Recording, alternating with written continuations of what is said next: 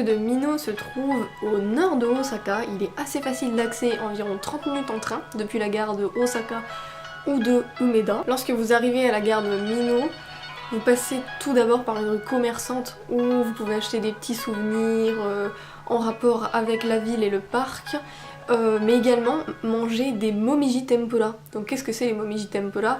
C'est tout simplement les feuilles de momiji, donc des érables japonais, mais qui sont frits comme des tempura, tout simplement. Comme d'habitude, lieu un petit peu touristique, je vous conseille pas d'y aller le week-end, plutôt en semaine. Moi j'ai choisi d'y aller fin novembre parce que je voulais voir les fameuses couleurs de Koyo, toujours.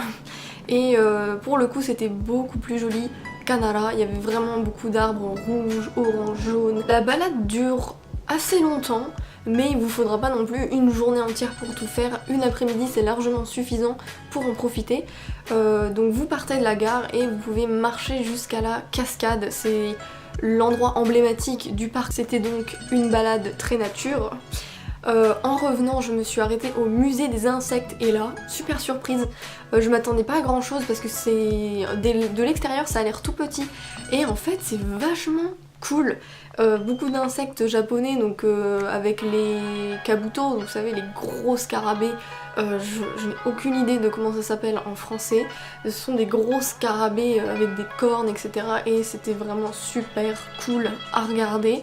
Il y avait également une serre aux papillons. Il faisait super chaud à l'intérieur, mais il y avait des papillons magnifiques, beaucoup d'espèces de papillons et c'était vraiment cool. Pour le coup, il y avait personne, donc c'était mon petit coup de cœur de la journée, c'était vraiment la ferme aux papillons. Si vous allez au parc de Mino, loupez pas le musée des insectes et la ferme aux papillons.